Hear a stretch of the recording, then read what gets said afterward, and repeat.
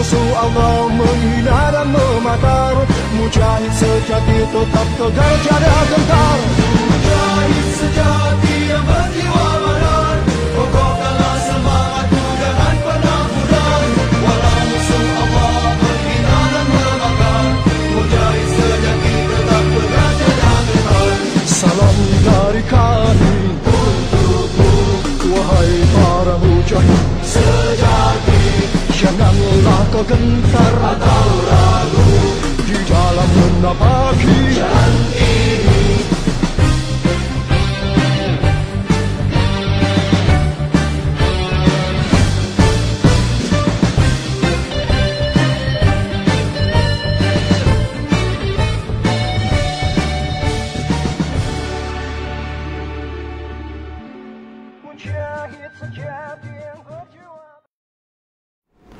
Assalamualaikum warahmatullahi wabarakatuh. Alhamdulillahirabbil alamin wassalatu wassalamu ala asyrafil anbiya'i wal mursalin sayyidina Muhammad wa ala alihi wa sahbihi ajma'in. Alhamdulillah, bersyukur kepada Allah Subhanahu wa taala di hari yang penuh dengan keberkahan ini, hari Jumaat, hari Jumatan yang kita rayakan sebagai penghulu segala hari. Ya, masya-Allah, subhanallah. Ya, jadi hari ini kita akan belajar lagi dengan perawatan iaitu hormon, ya, hormon. Menarik ni. Jadi Pak Haji memulakan perbincangan hormon ini dengan kita mendiskusikan bagaimana yang dikatakan terapi hormon untuk perawatan kanser. Terlebih dulu ya, untuk kita faham tentang hormon. Sebelum itu kita kena faham dulu hormon tu apa ya. Hormon itu istilahnya ialah sesuatu yang menggerakkan, dan dia ini dibawa daripada kelenjar-kelenjar hormon itu melalui darah ya, yang menggerakkan kesihatan pada seluruh tubuh badan kita ini dipengaruhi. Selalunya ada hormon, ada saraf ya. Jadi oleh sebab itu maka bila kita memperkatakan tentang hormon ini, menarik sekali kita mulakan perbincangan dengan hormon yang berasal, yang menyebabkan, yang boleh kita gunakan untuk rawatan kanser. Ini satu yang menarik ya. Bahawa kita tengok asas dia begini. Kita tengok asas begini bahawa banyak sekali hormon replacement terapi yang diberikan, yang diambil oleh wanita-wanita di barat ya, yang menyebabkan berlakunya kanser. Sebab apa ya? HRT atau hormone replacement therapy ini adalah untuk orang kata apa, untuk recover semula daripada hormon estrogen yang kian hari kian kurang dalam tubuh badan seorang wanita, misalnya, contoh. Jadi oleh sebab itu maka untuk cover dia, kerana kekurangan hormon estrogen ini akan berlaku penuaan, garis-garis penuaan yang mana tidak boleh menerima bahawa kita makin hari makin tua ya, yang menyebabkan ya, ketika pagi melihat di cermin itu ya, wajah kita yang makin hari makin tua, mereka tak boleh terima. Lalu mereka memikirkan bagaimana nak immortal tu hidup kekal, cantik, dengan khususnya wajah yang diperkatakan. Maka oleh sebab kerana kecantikan itulah orang buat operation ya, disebut sebagai plastik surgery, yang membuat di bahagian muka, menarik hidung bagi mancung, mata bagi tegang, ini muka diangkat tarikkan di leher supaya nampak lebih keterampilan, lebih cantik dan sebagainya. Selain daripada itu juga hormone replacement therapy juga digunakan, HRT. Ya, mereka mengambil hormon dengan tujuan dia untuk kecantikan. Sebab hormon itu satu yang sangat-sangat penting. Bila seorang itu sudah menopause, ya, hormon estrogen sudah makin kurang. Jadi sebab itulah maka penggantian hormon kimia itu diperlukan. Akibat daripada pengambilan hormone replacement therapy ini menyebabkan seseorang itu berlakunya kanser. Banyak dan ramai yang terkena penyakit kanser. Ya, bila terkena penyakit kanser, jadi hormon replacement terapi ini ya boleh menyebabkan kecantikan dan boleh mengakibatkan kepada kanser. Namun kerana cantik, kadang-kadang isu penyakit ini diketepikan. Masya Allah. Baik. Apa yang Pak Haji nak sebut ini bukan di situ, tetapi perbincangan kita ialah kalaulah hormon itu boleh menyebabkan kanser, bagaimana hormon juga digunakan untuk merawat kanser. Jadi maka dalam pengobatan pada hari ini, pengobatan alopati pada hari ini, cuba untuk mencari suatu hormon yang boleh digunakan khususnya bagi mereka yang mempunyai sensitif dengan hormon ini untuk merawat penyakit kanser. Jadi mereka akan cuba untuk memberikan sesuatu yang dapat mengurangkan pengeluaran hormon estrogen misalnya. Jadi maka ini hanya berlaku pada mereka yang mempunyai sensitif terhadap hormon yang diberikan. Tujuannya untuk mengecilkan tumor, untuk mengecilkan kanser dan sebagainya. Wallahu alam sejauh mana ianya berkesan. Cumanya Pak Haji cuma nak cakap di sudut pengalaman pengobatan herba kita, bahawa betul kita gunakan herba yang kita gunakan itu ada herba-herba yang bertindak untuk anti-estrogen. Apa tu herba anti-estrogen? Itu dikenali sebagai herba-herba untuk penjarang anak, keluarga berencana. Ya, biasanya dulu orang membuat obat-obat daripada herba untuk tujuan untuk merencanakan kelahiran. Maka herba tersebut sebenarnya mengandungi bahan anti-estrogen ataupun bahan yang boleh mengurangkan pengeluaran estrogen dalam tubuh badan seorang wanita. Subhanallah, sangat efektif. Sangat efektif dan ianya sangat-sangat berkesan. Jadi oleh sebab itu, maka salah satu daripada herba yang kita gunakan untuk breast cancer sebagai satu indikator dia. Breast cancer kita gunakan, maka kita gunakannya daripada kapsul bajakah. Alhamdulillah dengan izin Allah 99,9%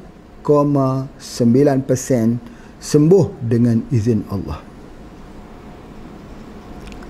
Diikuti lagi dengan herba-herba yang lain yang bersifat anti-estrogen seperti pegaga yang diambil dengan dosis yang agak tinggi.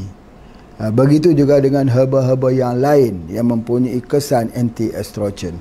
Masya Allah, sejauh daripada pengamalan yang Pak Haji berikan, sangat berkesan untuk mereka yang mempunyai masalah kanser. Baik, apakah ianya sesuai untuk breast cancer saja? Tidak. Kalau breast cancer itu sesuai, maka dia sesuai untuk semua kanser. Nanti akan ada orang yang akan berhujah dengan kita. Bukankah kanser dalam tubuh badan kita ini ada dua jenis? Yang pertama, kanser yang ada hubungan dengan hormon, hormone related cancer, dan kanser yang tidak ada hubungan dengan hormon.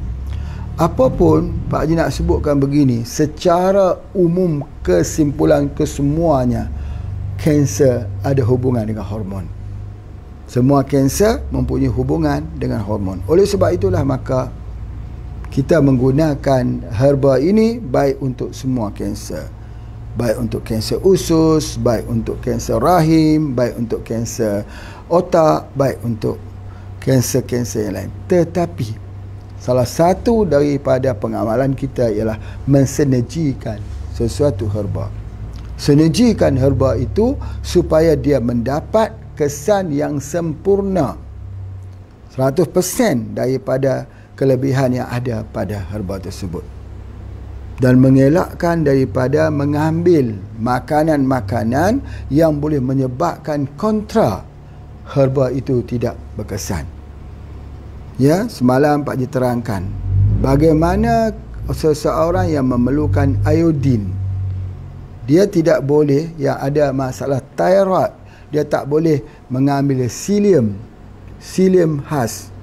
Ya, dia tak boleh ambil psyllium. Dia tak boleh ambil biji selasih. Pasal apa? Sebab psyllium atau biji selasih itu tujuan menyerap iodin itu keluar. Dia tak sempat dia ambil. Tapi dia ambil herba yang boleh mempercekapkan penyerapan iodin. Jadi oleh sebab itu ada herba-herba yang bertindak menghalang. Misal kata sebagai contoh lagi ya, Pak Ji bagikan sini. Misalnya gambir. Gambir itu kalau kita minum air gambir atau kita makan kapsul gambir, dia menyebabkan glukos ataupun dia tidak akan menyebabkan karbohidrat itu bertukar jadi gula. Dia tak jadi gula. Sama juga kita ambil juga dengan daripada selain daripada kita mengambil gambir ya, ada herba-herba lain juga yang berfungsi. Mulberry misalnya, ia juga mempunyai sifat yang sama. Jadi ada herba yang Allah ciptakan membantu penyerapan dan ada herba yang Allah ciptakan untuk menghalang penyerapan. Jadi kita kena guna yang mana? Begitu juga ada herba yang meningkatkan hormon estrogen. Ada herba yang mengurangkan herba estrogen. Mengurangkan hormon estrogen dalam tubuh badan kita. Jadi kita lihat di mana apa yang perlu disinergikan dengan sesuatu herba. Itulah dia pelajaran hormon. Misalnya apa? Antara hormon yang selalu kita tahu selain daripada hormon estrogen, iaitu kita tengok bagaimana pokok tungkat ali, ya, Eurycoma longifolia, dia dapat meningkatkan hormon testosteron, ya, yang mana boleh meningkatkan kepada 480%. Terlibat di dalam hormon. Juga kita lihat bagaimana puraria dapat meningkatkan hormon estrogen. Ya, kalaulah kita katakan puraria boleh meningkatkan hormon estrogen, pegaga mengurangi hormon estrogen. Jadi yang mana satu yang kita nak beri? Itu yang kita kena tahu. Jadi oleh sebab itu selalunya perawatan kanser kita bagi sesuatu yang boleh menahan tubuh daripada mengeluarkan hormon estrogen. Biasanya begitu yang kita berikan. Sebab apa? Cuba kita lihat.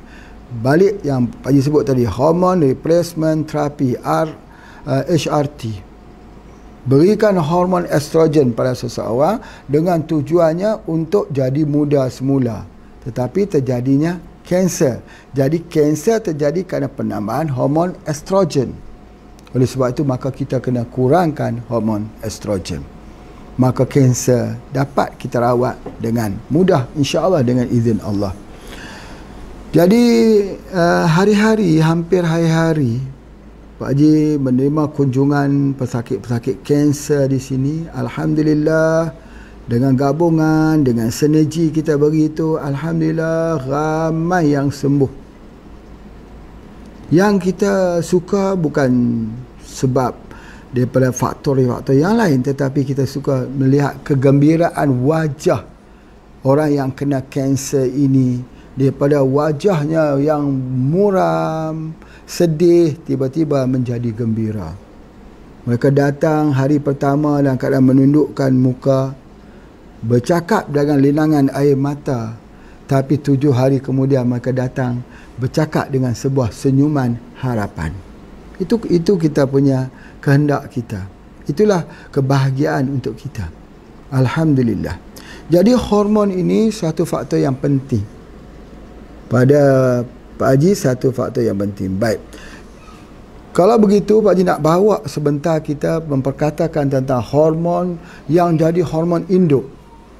Hormon yang mengawal semua. Hormon kita kata ada hormon lagi yang selalu kita sebut seperti melatonin daripada pineal gland yang dirembeskan oleh pineal gland, iaitu hormon untuk tidur, hormon untuk rehat.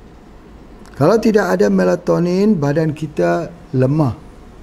Kita tak ada waktu untuk kita nak mendapat balik, generate balik energi kita. Jadi melatonin digunakan, ambil daripada mengkudu, akar mengkudu. Baik, alhamdulillah. Begitu juga dengan sesuatu yang lebih besar pada melatonin.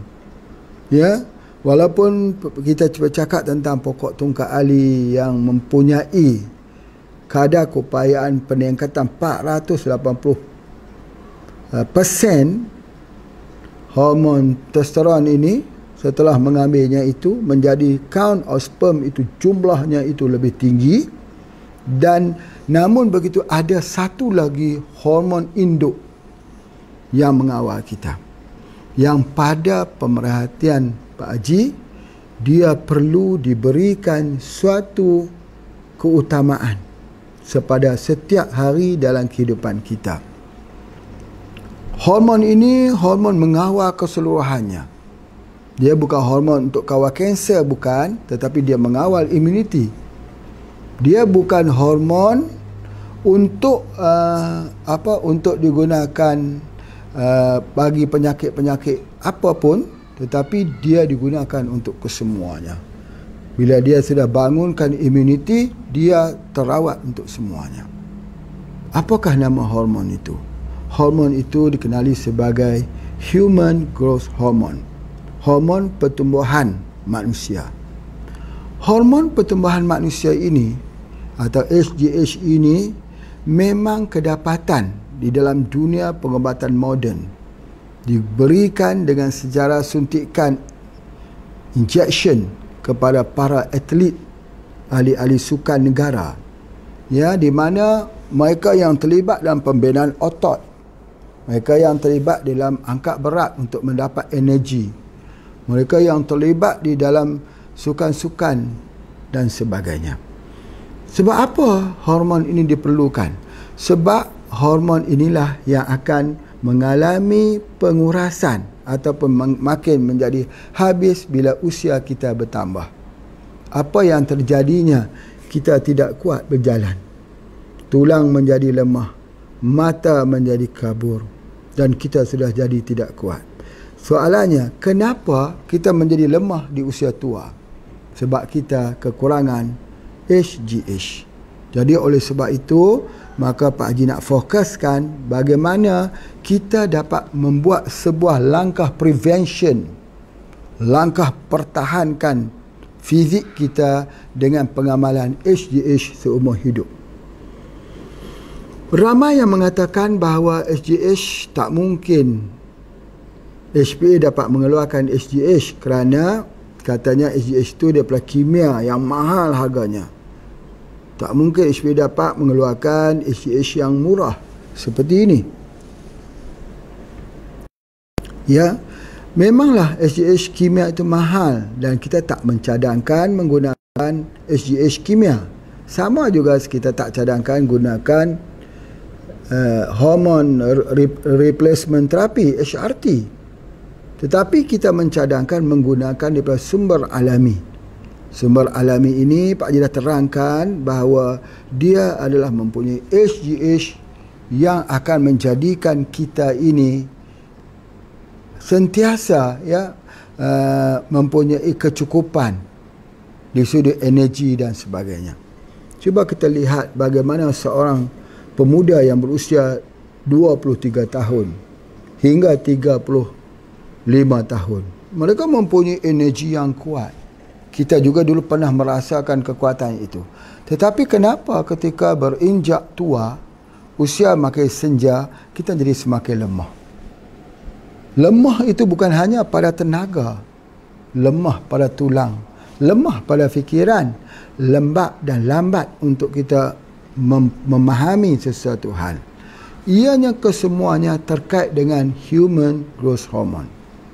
Jadi oleh sebab itu, kalau kita mengatakan kita perlu makan pada setiap hari, maka tubuh badan memerlukan hormon HGH pada setiap hari. Kalau kita mengatakan kita perlu suplemen untuk kesihatan tubuh badan kita yang lain, maka tubuh badan kita juga perlukan HGH ini pada setiap hari. Jadi oleh sebab itu, maka dia menjadi satu hormon yang sangat penting.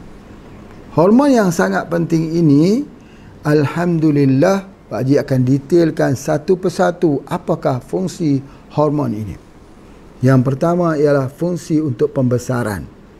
Bagi anak-anak yang daripada kecil menjadi dewasa, menjadi tua, ketinggiannya makin bertambah, supaya tidak jadi masalah anak-anak yang keterlambatan pembesarannya itu, maka gunakanlah HGH.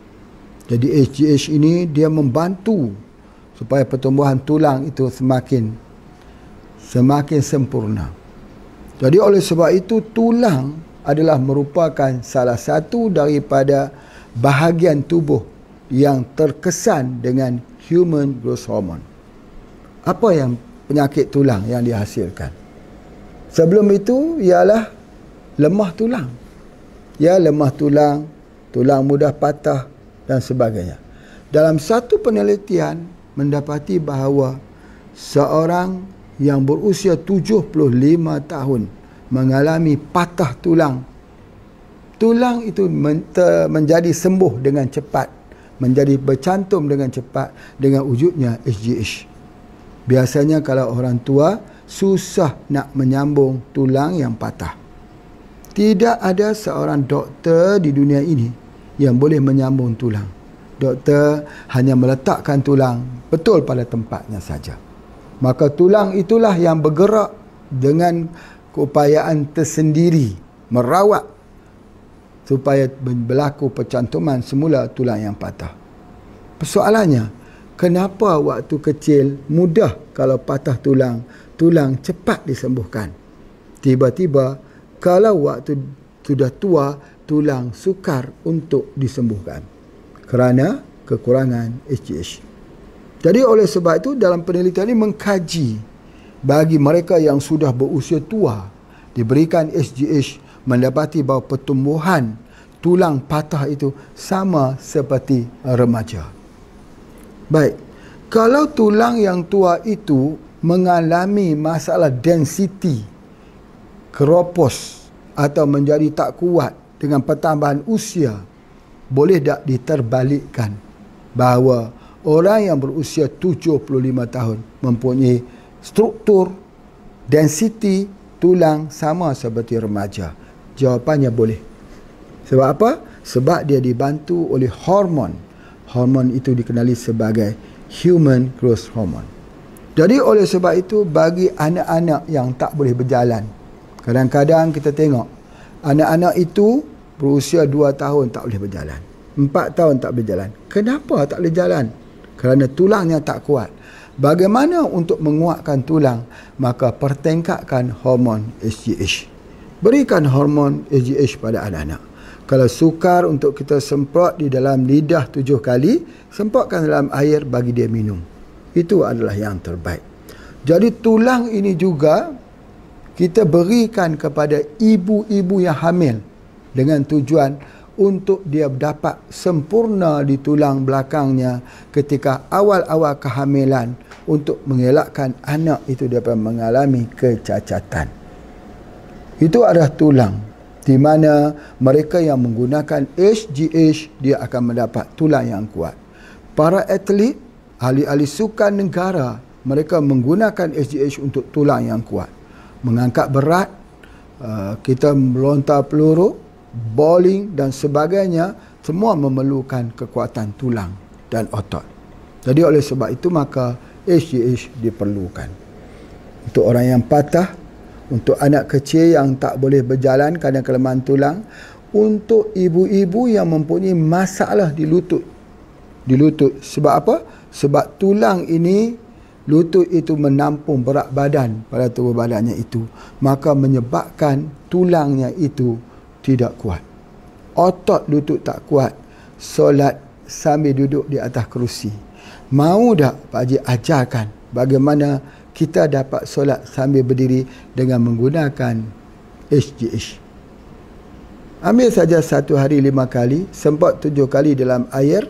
Kalau ibu-ibu tua, boleh langsung minum air tersebut atau di bawah lidah 7 kali. Maka dengan itu kita akan menguatkan tulang Orang yang tak boleh berdiri ketika solat terpaksa duduk atas kerusi boleh berdiri, insya-Allah dengan bantuan human growth hormone. Subhanallah, banyak lagi bagi mereka yang mempunyai permasalahan di tulang. Tulang itu misalnya berlaku ketumbuhan di tulang. Ya, tumbuh di bawah tumit tulang, tumbuh di sendi-sendi ini tulang. Nanti tulang itu akan, tulang-tulang yang tumbuh itu kristal, mengkristal dekat situ, itu akan hancur dan akan menjadi back to normal. Pernah tak lihat orang yang kena rheumatoid arthritis? Kita tengok tulangnya membengkak sebagainya, keras, dan kita akan mengatakan itu mustahil boleh dihancurkan. Itu pun akan hilang dengan izin Allah. Jadi oleh sebab itu, maka pembaikan kepada tulang ini memerlukan human growth hormone, memerlukan HGH. Jadi apa juga yang melibatkan tulang perlu menggunakan HGH. Itu di antaranya. Bagaimana dengan ibu-ibu yang osteoporosis? Kerana kekurangan hormon estrogen terjadi osteoporosis, maka terjadi pembongkakan, bongkok begitu. Maka bagaimana cara nak luruskan balik tulang belakang itu? Gunalah HGH. HGH adalah merupakan salah satu ubat untuk tulang. Orang patah tulang, orang keselio, orang terselio, orang yang mempunyai bengkak di tulang, sakit tulang, lemah tulang, tak kuat tulang, semuanya yang ada hubungan dengan tulang, termasuk masalah slip disc di tulang belakang. Ya, kadang-kadang kita terpaksa, slip disc itu terpaksa pergi buat operation kerana nak membetulkan tulang belakang. Tidak perlu, hanya HGH saja sebagai doktornya, insya-Allah. Begitu mudah sekali kaedah ini, Pak Haji. Ya, itulah pengalaman Pak Haji. Ya, bagi mereka kadang-kadang datang yang nak pergi buat operation di slip disc tak jadi, yang sakit pinggang menahun, ya, kerana masalah dislokasi.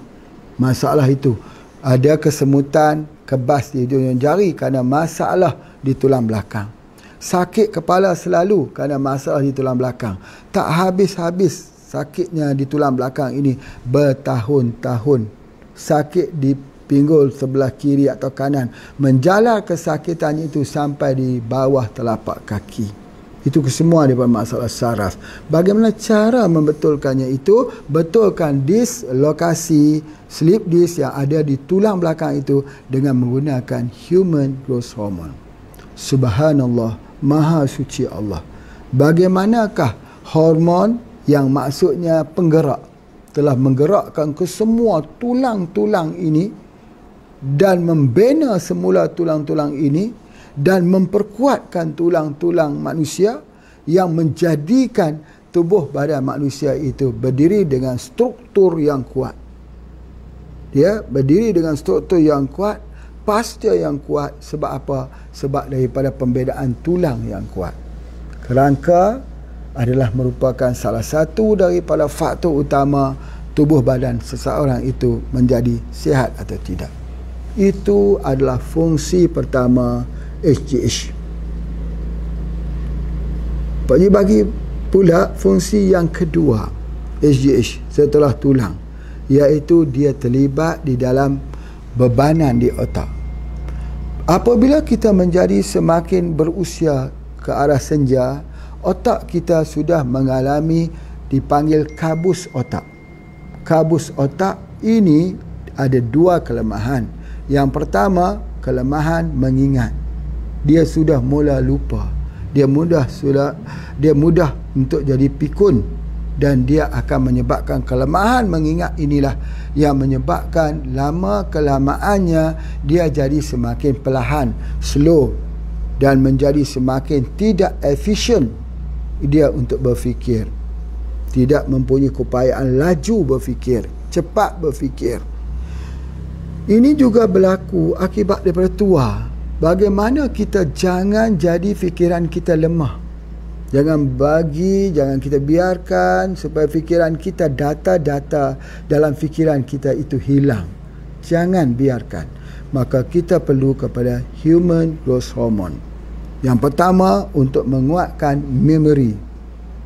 Menguatkan memori ini supaya jangan lepas memori yang lama, dan boleh memasukkan lagi memori yang baru. Boleh memasukkan lagi data baru untuk ingatan. Itu sangat penting. Ya, sebab human growth hormone ini dia berfungsi untuk kekuatan ingatan. Baik. Bagaimana seorang ibu itu boleh jadi pikun? Bagaimana seorang ayah itu boleh jadi pikun? Dia tak kenal kerana dia sakit yang berpanjangan. Bila seorang itu mengalami sakit yang berpanjangan, maka di otaknya akan terjadi kabus. Maka di situ memori mula hilang. Duhan itu asap. Asap itu bukan hanya berlaku di luar ini, tetapi asap di dalam otaknya. Begitu juga dengan anak kecil. Anak kecil ataupun anak kita, kanak-kanak yang belajar ke sekolah, dia tak mahu untuk ingat, tak upaya untuk ingat. Dia jadi malas untuk ke sekolah kerana takut dimarahi oleh guru-gurunya, takut diketawakan oleh teman-temannya. Sebab apa? Sebab dia tak upaya untuk mengingat. Bagaimana cara membantu mereka? Berikan human growth hormone. Pak Haji cadangkan berikan human growth hormone. Insya-Allah maka perubahan fikirannya akan jadi semakin pintar. Insya-Allah. Jadi oleh sebab itu anak-anak ini lebih penting pada kita, bahawa mereka harus lahir menjadi seorang yang pidi, percaya diri, seorang yang mempunyai keupayaan boleh mengingat, boleh mengira, menghitung dengan baik. Mereka masih anak-anakkan lagi. Baik, kalau mereka sudah defisit memori, defisit cara berfikir, defisit sosialisasi, bagaimana mereka mau jadi besar, menjadi pemimpin, menjadi orang yang pintar, orang beriman, orang soleh? Oleh sebab itu, maka kita perlu memberikan human growth hormone. InsyaAllah, kita berhenti sebentar. Terima kasih.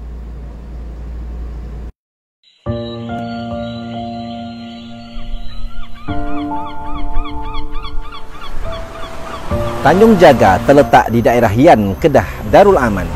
Yan. Alhamdulillah, Pak Haji sambung lagi dalam bahagian yang kedua ini. Kita lihat pada anak-anak dulu ya. Bagaimana anak-anak ini menjadi terhambat ataupun menjadi lambat perkembangan fiziknya kerana human growth hormone. Begitu juga lambatnya pada segi pemikirannya kerana kekurangan human growth hormone. Jadi oleh sebab itu maka apabila kita ingin untuk melihat anak-anak itu sihat, membesar dan pintar, maka penggunaan HGH digunakan. Bukan hanya untuk orang tua-tua, orang dewasa, bukan. Ini bukan HGH kimia ya, tetapi dia adalah HGH daripada herba yang bersifat alamiah. Masya-Allah. Ini adalah sangat-sangat baik. Jadi begitu juga kalau kita lihat, kalau kita di waktu muda dahulu, kita akan lihat kalau luka cepat sembuh. Jadi kalau sekarang kalau luka jadi lambat sembuh. Sebab apa? Sistem imuniti tubuh badan itu kekurangan HGH. Jadi oleh sebab itu kalau kita ada luka, ya, sama ada luka dalam tubuh atau luka di luar tubuh, dalam tubuh seperti gastrik, tokak lambung, ya, seperti berlaku ulcer dalam perut sebagainya, apa yang menyebabkan dia cepat sembuh? Dia adalah HGH. Jadi oleh sebab itu kalau kita gunakan HGH, sesuatu luka itu cepat sembuhnya lebih cepat 100 kali lipat kecepatannya daripada menggunakan daripada ubat-ubat yang kita gunakan, sama ada ubat-ubat eksternal ataupun internal. Sebab apa? Sebab HGH ini dia adalah ketua doktor di dalam tubuh badan. Dialah yang pada pemahaman Pak Haji ya, dalam tubuh badan kita ini ada doktor. Ya, jadi sebab itu bila Allah sebut wa idza maridtu fahuwa yashfin, bila kita sakit maka aku yang menyembuhkan. Allah yang menyembuhkan. Ya, maka dialah yang menyembuhkan. Apabila aku sakit, dialah yang menyembuhkan. Siapa dia ni? Ini Allah. Allah membekalkan doktor di dalam tubuh badan kita. Doktor itu salah satunya yang menjadi doktor spesialis dalam tubuh badan kita ialah human growth hormone. Apa tugas doktor? Pertama, kalau luka dalam tubuh badan, maka doktor HGH lah yang menyembuhkan. Kalau luka di luar, maka doktor HGH lah yang menyembuhkan. Kalau patah tulang, maka doktor HGH lah yang menyembuhkan. Jadi dia adalah mempunyai tugasan yang besar, menyembuhkan luka. Baik. Di sini Pak Haji nak bagi sikit pandangan. Bukan hanya nak beri pandangan, tetapi nak memberikan suatu penyataan bahawa bagaimana seorang yang mengalami masalah luka yang kita sebut sebagai gangren. Luka gangren. Ya, kadang-kadang luka kerana tidur terlalu lama sampai jadi menanah. Gangren tu kalau kena kencing manis sampai keluar menanah, sampai air terpaksa. Subhanallah. Pengobatan moden, angkat tangan, surrender. Gangren sukar untuk disembuhkan, melainkan perlu dibuangnya, dicucinya, buang tu, dikikiskan tulangnya itu, ditumbuh semula sebagainya. Betul? Itulah kaedah yang selalu digunakan. Ya. Kerana apa? Takut berlaku infection, jangkitan kuman. Nanti akan terlibat pergi ke otak, menyebabkan koma. Begitu juga orang yang kena breast cancer, breast cancer. Maka gangren, air itu keluar cairan yang berbau busuk. Apa herba yang boleh digunakan? Apa cara nak gunakan? Kencing manis yang selalu kita jumpa, ataupun penyakit-penyakit yang lain seperti penyakit jantung misalnya. Orang yang kena penyakit jantung yang menyebabkan edema, air tak boleh keluar. Ya, bengkak di bahagian kakinya, bengkak dan pecah, keluar air. Air itu berbau busuk. Bagaimana untuk menghilangkan luka tersebut? Kita ambil krim tak mampu. Steroid tak mampu. Yang mampu ialah HGH, Human Growth Hormone. Berikan dia minum HGH, masukkan ke dalam air, minum, nescaya yang keluar nanah itu, air busuk yang keluar itu, air bisa yang keluar itu akan kering dan tidak ada bau. Tidak lebih pada 3 hari penggunaannya tidak ada bau. Apa maknanya tidak ada bau? Maknanya di situ tidak berlaku lagi infection, jangkitan kuman. Alangkah ruginya ramai orang yang tidak mahu menggunakan HGH kerana mereka menyangka bahawa mereka memiliki keilmuan yang tinggi dengan menggunakan ubat-ubat yang mereka sangka boleh menyembuhkannya. Tidak boleh. Caranya harus menggunakan doktor yang termahir, iaitu HGH, HGH. Jadi sebab itu maka bagi mereka yang mempunyai masalah, misal kata penyakit kencing manis basah yang menyebabkan luka, menyebabkan keluar air, menyebabkan menanah dan berbau busuk, maka inilah obatnya kita gunakan. Tajuk yang Pak Haji nak bincangkan ialah HGH untuk merawat luka.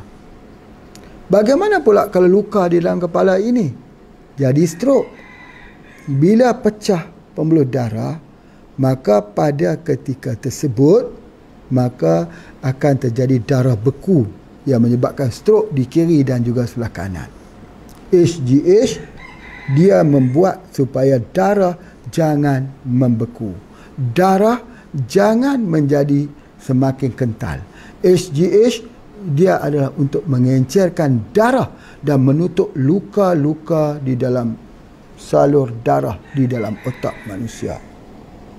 Bagaimana kalau berlaku tersebut di jantung? Maka terkenal pula serangan jantung. Bagaimana cara untuk mengelakkan supaya arteriosklerosis ataupun masalah arteri itu jangan jadi keras, jangan jadi tersumbat dengan plak? Maka kita menggunakan HGH. Masya Allah, Masya Allah. Maka banyak orang bertanya, apakah apabila kita guna SGH kita perlu guna lagi ubat-ubat pencair darah? Jawapannya tak perlu. Sama juga kita ambil gamat, kita tak perlu. Sebab apa? Ini adalah merupakan salah satu daripada bahan herba yang akan menstabilkan kandungan darah tersebut antara omega 3 dan omega 9. Subhanallah. Kalau begitu, kalau paling baik untuk digunakan untuk luka di dalam saluran darah di dalam otak, luka dalam saluran darah di jantung. Apa yang akan terjadi bila banyak berlakunya luka di jantung dan luka di otak? Kita tidak sedar. Kita tak sedar. Paling cepat orang akan kata, oh berlaku tekanan darah tinggi. Atau orang kata berlaku peningkatan kolesterol. Peningkatan kolesterol dan darah tinggi itulah yang menyebabkan luka. Betul. Itu tak dapat dinafikan. Cuma yang paling nak sebutkan begini, bahawa hormon ini dia bersifat imbal. Kalau hormon yang tidak baik itu tinggi, maka dia menyebabkan orang itu mempunyai sifat yang tidak baik, iaitu suka marah. Suka marah. Suka marah itu adalah menunjukkan hormon itu tinggi. Hormon yang bad hormon yang tidak elok itu tinggi dalam tubuh badan kita. Maka menyebabkan seorang itu cepat marah. Cepat marahlah yang mengundangkan berlaku serangan jantung. Cepat marahlah yang menyebabkan berlaku orang itu jadi stroke. Cepat marah itu, marah adalah sifat. Marah dikawal oleh hormon. Kenapa jadi cepat marah? Sebab tak cukup human growth hormone. Jadi oleh sebab itu bila dia menggunakan SGH ni, maka hormon yang baik, hormon bahagia, hormon tenang, hormon gembira itu tingkat tinggi yang menyebabkan hormon marah itu berada di bawah. Mengakibatkan bahawa jantungnya itu mampu dilakukan repairing semula. Otaknya itu juga dilakukan repairing semula kepada saluran-saluran yang luka. Bapa Ibu sekalian, jangan sepele urusan ini. Kadang-kadang datangnya orang itu marah-marah, menandakan kadar kolesterolnya tinggi. Dia berada dalam keadaan bahaya. Boleh jadi saja stroke bila-bila masa boleh berlaku. Ya, boleh menyebabkan serangan jantung juga boleh berlaku. Kenapa marahnya itu? Maka hormon gembira tidak muncul, hormon bahagia tak muncul, hormon tenang tidak muncul. Bagaimana nak memunculkan hormon ini? Maka kita gunakan SGH. Bapa, Ibu dan bapa, tuan-tuan, puan-puan sekalian, tahukah bahawa orang yang gembira, orang yang tidak stres, orang yang bahagia, jika dia luka, lukanya cepat sembuh. Orang yang stres, orang yang ada tekanan, orang yang ada permasalahan, ketika dia luka, lambat sembuh. Apakah yang menyebabkan berlakunya luka itu cepat atau lambat sembuh? Dia bergantung kepada hormon bahagia ataupun hormon derita. Itu yang Pak Haji nak sebutkan, bagaimana SGH ini berperanan. Jadi oleh sebab itu, kenapa ada orang mengadu, saya sakit di dada. Sakit di dada ini tidak cukup sakit di sini, dia menikam tembus sampai di belakang ini. Bahasa ini saya panggil punggung. Terasa seperti ada kayu yang menusuk di atas sini. Kenapa? Itu adalah tekanan. Kenapa tekanan? Kerana human growth hormone tidak mencukupi dalam tubuh badannya. Jadi oleh sebab itu, maka keupayaan seseorang itu waktu muda, waktu remaja, mampu menahan tekanan hidupnya. Tetapi bila sudah tua, maka kemampuan tubuh, fizik, fikiran sudah tak mampu lagi menahan tekanan-tekanan hidup. Orang tua mengambil sikap berdiam. Sebab apa? Sebab dia sudah tidak mampu. Keupayaan menahan tekanan-tekanan hidup itu bergantung kepada human growth hormone. walaupun kita mempunyai motivasi yang tinggi, hanya boleh diberikan kepada golongan muda yang sudah mempunyai kecukupan human growth hormone. Tapi kalau golongan tua yang tidak cukup human growth hormone, motivasilah setinggi mana pun, mereka tak mampu untuk keluar daripada permasalahan. Tak mampu untuk keluarkan dalam diri mereka itu kegelapan. Sebab apa? Sebab mereka tidak ada alat. Mereka tidak ada hormon. Mereka memerlukan human growth hormone. Ini di antaranya. Jadi ibu bapa kita seharusnya kita hadiahkan ini supaya mereka merasai kegembiraan. Kalau mereka sukar untuk semprot daripada lidah, semprot dalam air bagi minum, maka human growth hormone ini adalah merupakan satu hadiah anugerah Allah yang paling besar dalam penjagaan kesihatan manusia. Pak Haji boleh sebutkan ini, kalaupun dikatakan human growth hormone ini sebagai satu hormon, tetapi pada Pak Haji, dia bukan hanyalah satu hormon, tetapi dia adalah anugerah daripada Allah. Allah yang menganugerahkan. Anugerah apa? Anugerah kepada manusia diberikan ilmu untuk mencari sumber human growth hormone ini apabila tubuh badan kita sudah kehilangan hormon tersebut. Kita tidak boleh menanti waktu tua itu berlalu dengan penuh kegelapan. Kita harus berusaha untuk keluar daripada perasaan itu. Maka Allah memberikan ilham kepada sebahagian daripada kita, tidak diberi kepada sebahagian yang lain, untuk kita mencari jawapan bagaimana untuk menyelesaikan permasalahan tekanan pada jiwa bagi orang-orang yang sudah ke usia senja. Maka Allah memberikan human growth hormone. Subhanallah. Ini dapat kita lihat kalau ketika seorang itu ketika mudanya tidurnya Masya Allah bagus, anak kecil tidurnya panjang, dewasa dia sikit tidurnya makin pendek, tapi masih cukup. Tetapi bila sampai ke usia senja, tidurnya pendek sekali dan dia tak bisa tidur pada waktu malam. Bila dia tak dapat tidur pada waktu malam, pada ketika itu, maka dia mempunyai permasalahan kepada tenaga. Kalau kita tak dapat tidur, kita hilang tenaga. Tidur itu membangkitkan tenaga. Tidur jangka masa yang panjang atau pendek tidak menentukan tenaga itu diperolehi lebih ataupun kurang. Tetapi tidur itu mesti tidur yang berkualiti.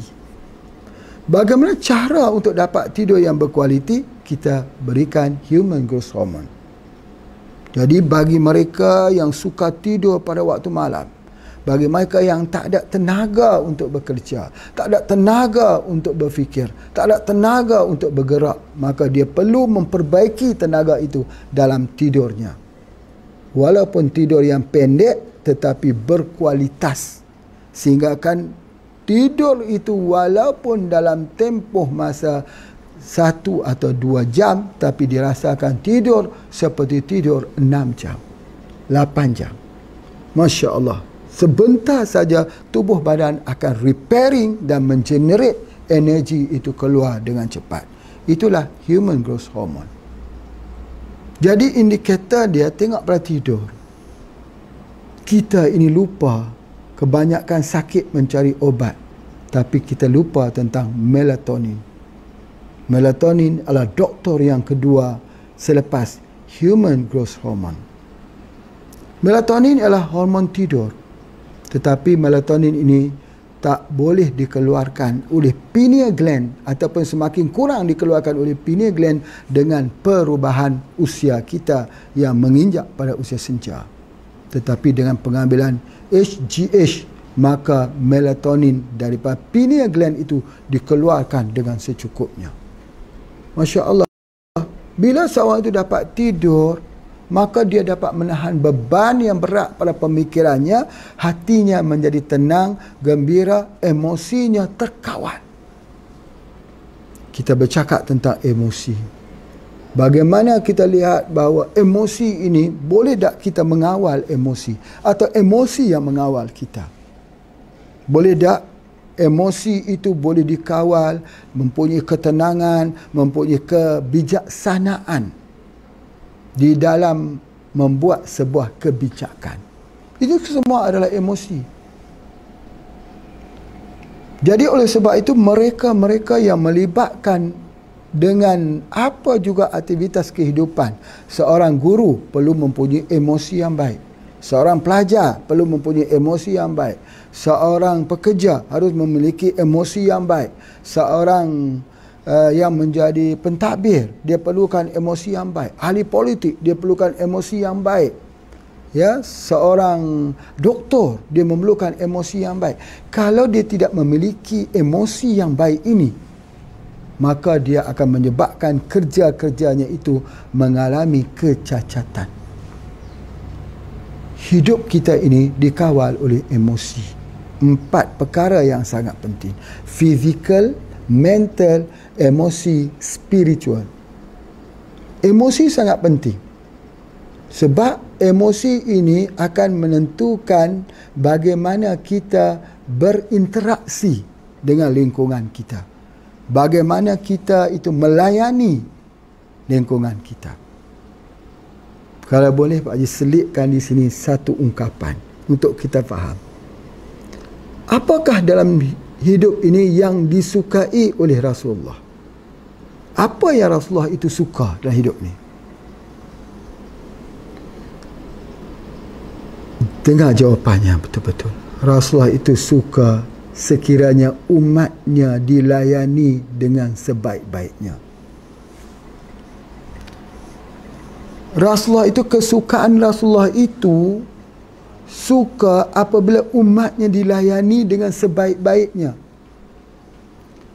Bermula daripada hal kecil, kita ambil hal kecil. Bagaimana Rasulullah untuk melayani umat? Pertama, Rasulullah SAW itu suka memakai minyak wangi, sehingga akan senang orang ketika duduk bersama Rasulullah itu akan terhidu kewangian daripada tubuh Rasulullah SAW.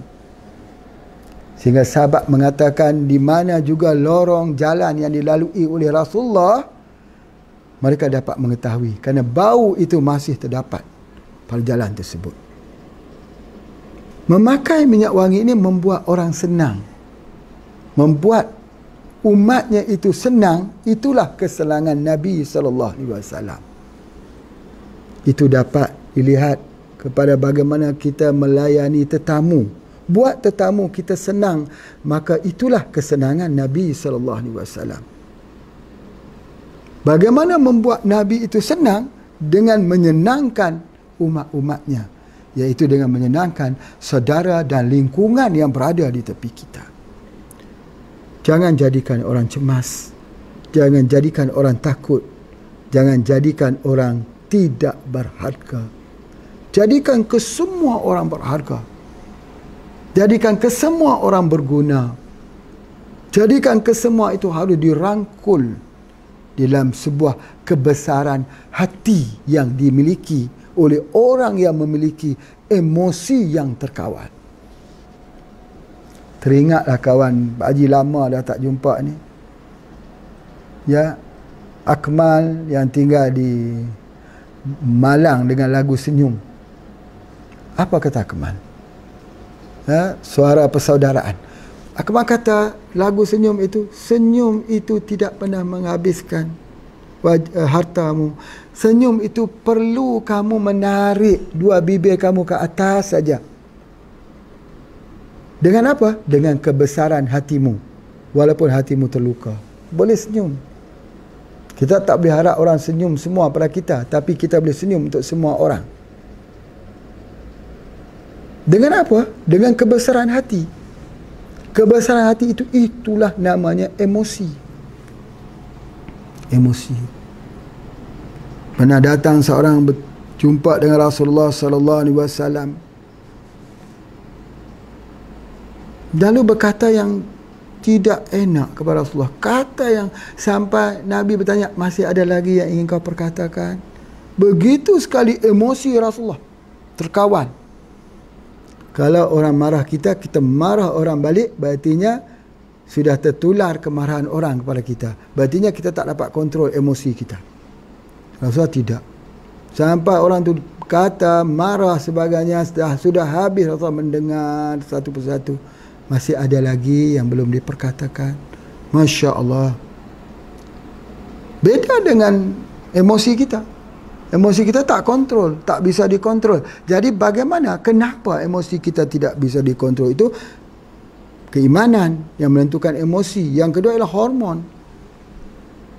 Waktu muda kita mampu mempunyai kekuatan mental, emosi untuk kita mengawal situasi. Hari ini kita tengok kalau berlaku mana-mana juga. Wah, kalau berlaku dengan polis itu dimarahi, polis pula memarahi orang awam, menteri memarahi rakyat, rakyat memarahi menteri. Masya Allah, guru memarahi anak-anak, memarahi guru. Allah, berlaku begitulah kerana emosi tidak terkawal. Apakah kerana mereka tak guna SGH hariah? Taklah Pak Haji sebut begitu, kerana dia ada faktor-faktor yang lain. Tapi salah satunya hariah itu kurang dalam tubuh badannya. Cuba dia semprot, dia jadi cool, dia akan jadi tenang, agak lebih tenang. Itu di antaranya yang Pak Haji nak sebutkan. Masya Allah. Jadi selain daripada itu juga, dengan ini dia mempengaruhi kulit kita. Makin kita tua, semakin nipis kulit kita. Kulit kaki kita jadi nipis, kulit tangan jadi nipis, kulit muka kita jadi makin nipis. Bila makin nipis, kurangkan itu, dia akan jadi makin cepat penuaannya. Garis-garis penuaan muncul. Macam Pak Haji, garis-garis penuaan sudah muncul. Jadi kita ambil ini, dia memperbaiki kulit supaya jangan terlalu nipis, supaya pembangunan otot. Bila orang itu semakin tua, ototnya makin kurang. Jadi bagaimana kita nak firm balik? Bahasanya firm balik supaya otot itu berfungsi semula. Maka kita terpaksa guna HGH, Human Growth Hormone. Kena guna, dipertingkatkan dosis sesuai dengan usia kita. 7. Semprot di dalam air minuman dan minum air tersebut. Berapa kali kita nak minum? Ya, minumkan sebanyak yang boleh. Jadi pepejal otot ini akan menjadi semakin firm, semakin tebal, dan akhirnya kita dapat, orang kata apa, mempertahankan human growth hormone ini dan tubuh badan kita tidak menjadi kering, dehidrasi. Dehidrasi itu bukan hanya kekurangan air, tapi kekurangan cairan di atas kulit kita jadi kering, kerepot, menciut. Menciut. Apapun jadi, kulit kita ni nampak kulit tua. Jadi Pak Haji pun nampak macam kulit tua juga. Nampak gitu sebagainya. Nampak macam tua saja. Jadi kalau kulit kita bagus, ini lembab sentiasa. Tak perlu pakai moisturizer, tak perlu pakai body lotion, tapi lembab sentiasa. Kenapa? HGH-nya cukup. Itulah peran HGH. Peranan HGH, kenapa dia penting. Kemudian apabila ada kesemuanya ini, rambutnya tidak gugur, kulitnya bagus, dan begitu juga dengan lemak-lemak yang ada dalam tubuh badannya itu akan turut jadi kurang, semakin kurang, semakin kurang. Lapisan lemak ini bahaya, terutamanya trans lemak di bahagian perut kita, yang akan menyebabkan lemak itu juga akan membalut di dalam liver kita, disebut sebagai fatty liver. Lemak itu adalah lemak yang ada mempunyai lemak bahaya, lemak yang buruk, menjadi kolesterol yang buruk, dan akhirnya akan menyebabkan tubuh badan kita akan jadi lemah. Jadi dia akan menambah pembakaran lemak dalam tubuh badan kita. Maka semakin banyak pembakaran lemak itu, kita semakin berenergi, jadi semakin bertenaga. maka dengan cara itulah menghindarkan kita daripada serangan kanser. Bagaimana kalau seorang itu dah kena kanser? Bolehkah HGH digunakan? Bila seorang yang kena kanser, maka kita tidak mencadangkan seorang itu menggunakan HGH. Ya, sebab HGH ni dia menyebabkan peningkatan hormon estrogen. Jadi oleh sebab itu, apa yang kita cadangkan kalau kena kanser kapsul pajaka? 99.9% kesembuhannya. Masya Allah. Jadi oleh sebab itu jelas kepada kita bahawa HGH ini diberi rawatan kepada orang yang sihat, orang yang lemah, orang yang sakit, ya, yang tidak terjadi kanser, tidak ada kanser, tidak ada fibroid, tidak ada cyst, maka kita berikan dia dengan ini, insya-Allah dia melindungi daripada berlakunya kanser. Tapi kalau sudah berlaku kanser atau berlaku cyst, kista, myom, fibroid, maka kita gunakan herba kita yang terkhusus yang telah Pak Haji bincangkan. InsyaAllah Pak Haji percaya bahawa inilah dia sebuah hadiah Allah kepada kita. Ya, mau jadi sihat, mari bersama gunakan HGH dengan izin Allah SWT. Terima kasih semua yang mengikuti program Pak Haji pada hari ini. Kita ketemu lagi pada esok hari. Assalamualaikum warahmatullahi wabarakatuh.